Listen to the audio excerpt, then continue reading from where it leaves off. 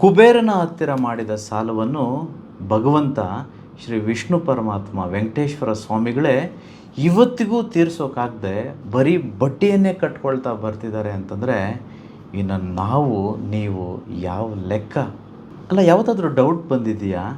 ನಾವೆಲ್ಲರೂ ಹುಟ್ಟಬೇಕಂತಂದರೆ ಅಳ್ತಾ ಹುಟ್ತಿರ್ತೀವಿ. ನಾನು ಮೊನ್ನೆ ವಿಶ್ವ ಧ್ಯಾನವನ್ನು ಮಾಡಬೇಕಂತಂದರೆ ಜಸ್ಟ್ ಆಲೋಚನೆ ಮಾಡಿ ನೋಡಿದೆ, ಅಲ್ಲ ನಗ್ತಾನೂ ಹುಟ್ಬೋದಿತ್ತಲ್ವಾ?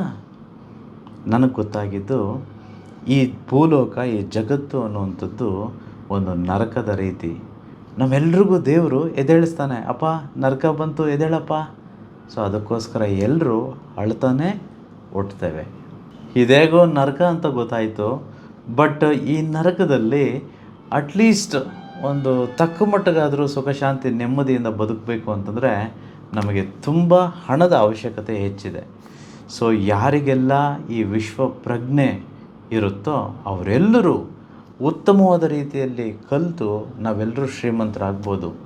ಸೊ ಯಾರಿಗೆಲ್ಲ ಕರ್ಮ ಕಳೆದಿದೆಯೋ ಅವರು ಮಾತ್ರ ನಮ್ಮ ವರ್ಕ್ಶಾಪ್ಗೆ, ಕಾರ್ಯಾಗಾರಕ್ಕೆ ಬರೋದಕ್ಕೆ ಸಾಧ್ಯ, ಲಕ್ಷ್ಮಿಯನ್ನು ಆಹ್ವಾನ ಮಾಡ್ಕೊಳ್ಳೋದಕ್ಕೆ ಸಾಧ್ಯ ಅಂತ ತುಂಬ ಸಲ ನಾನು ಹೇಳ್ತಿರ್ತೇನೆ.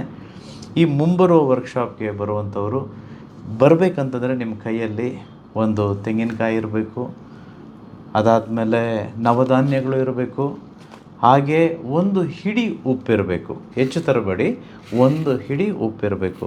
ಅಲ್ಲ, ಉಪ್ಪಂದಾಗ ಜ್ಞಾಪಕ ಬಂತು ನೋಡಿ, ಸಮುದ್ರದ ಹತ್ರ ತುಂಬ ಜನ ಹೋಗಿರ್ತೀರಲ್ಲ, ನನ್ನ ಪಕ್ಕದಲ್ಲಿ ಗ್ಲೋಬ್ ಇದೆ ನೋಡಿ, ಇದೆಲ್ಲ ಬ್ಲೂ ಕಲರ್ ಇರೋದೆಲ್ಲ ಸಮುದ್ರನೇ.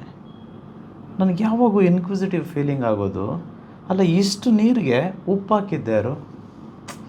ಉಪ್ಪಿನ ಮಹತ್ವ ತುಂಬ ಹೆಚ್ಚಿದೆ. ಈ ಒಂದು ಮುಂಬರುವ ವರ್ಕ್ಶಾಪ್ನಲ್ಲಿ ನಾನು ಇವೆಲ್ಲದರ ಬಗ್ಗೆ ನಿಮ್ಮ ಹತ್ರ ಡಿಸ್ಕಸ್ ಮಾಡ್ತಿದ್ದೇನೆ. ವಿಶೇಷವಾಗಿ ದೃಷ್ಟಿ ದೋಷವನ್ನು ತೆಗಿಬೇಕು ಅಂತಂದರೆ ನಮಗೆ ಉಪ್ಪು ಅನ್ನೋಂಥದ್ದು ತುಂಬ ತುಂಬ ಮುಖ್ಯ. ಸೊ ಬರಬೇಕಂತಂದರೆ ಒಂದು ಹಿಡಿ ಉಪ್ಪು ತೆಗೆದುಕೊಂಡು ಬರೋದಕ್ಕೆ ಮರಿಬೇಡಿ. ನಂತರ 3 ನಿಂಬೆಹಣ್ಣು ನೋಡಿ, 3 ನಿಂಬೆಹಣ್ಣು, ಹಣ್ಣಾಗಿರೋವಂಥ ನಿಂಬೆಹಣ್ಣು, ಆಮೇಲೆ 3 ಮೆಣಸಿನಕಾಯಿ. ಸೊ ಅದಾದಮೇಲೆ ಕರ್ಪೂರ, ಎಷ್ಟು ಅಂತಂತಲ್ಲ, ಒಂದು 2 ಪಾಕೆಟ್ ಅಂದ್ಕೊಳ್ಳಿ. ಸೊ ಕರ್ಪೂರ ತೆಗೆದುಕೊಂಡು ಬನ್ನಿ. ಅದಾದಮೇಲೆ 1 ಮೊಳ ಮಲ್ಲಿಗೆ ಹೂವು. ಅಲ್ಲ, ಈ ಮಲ್ಲಿಗೆ ಹೂವಲ್ಲಿ ಸುವಾಸನೆ ಇಟ್ಟಿದೆ ಯಾರು? ಎಲ್ಲ ಅದ್ಭುತ ಅನಿಸುತ್ತಪ್ಪ. ವಿಶ್ವದ ಮಹಿಮೆನೇ ಹೇಳೋದಕ್ಕೆ ತೀರದು.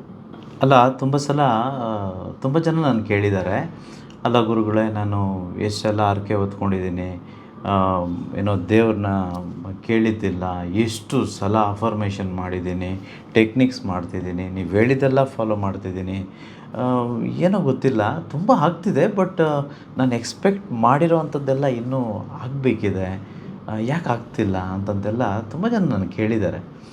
ಸೊ ಇದಕ್ಕೂ ಮುಂಚೆ ಇದಕ್ಕೆ ಉತ್ತರ ಮಾಡಿದ್ದೆ, ಬಟ್ ಯಾರೆಲ್ಲ ಇದನ್ನು ಗಮನದಲ್ಲಿ ಇಟ್ಕೊಂಡಿಲ್ವೋ ಇನ್ನೊಂದು ಸಲ ನಿಮಗೆ ಹೇಳಬೇಕು.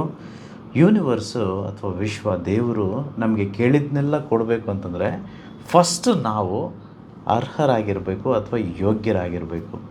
ಒಂದು ಚಿಕ್ಕ ಕತೆ ಅಷ್ಟೇ. ಈಗ ಸಪೋಸ್ ನನಗೆ ಅದ್ಭುತವಾಗಿ ಬಿರಿಯಾನಿ ಮಾಡೋಕ್ಕೆ ಬರುತ್ತೆ ಅಂತ ಅಂದ್ಕೊಳ್ಳೋಣ.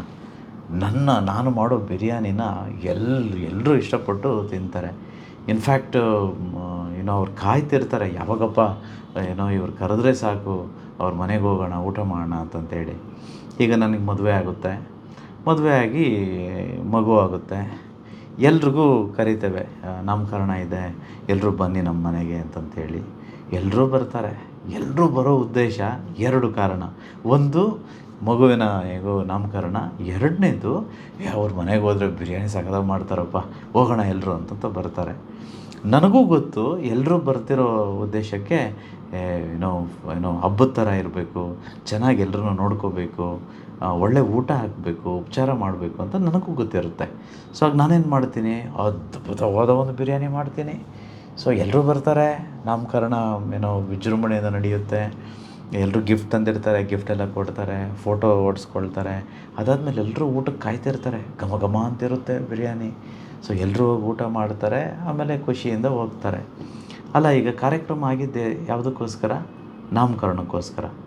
ಯಾರ ನಾಮಕರಣ? ನನ್ನ ಮಗುವಿನ ನಾಮಕರಣ.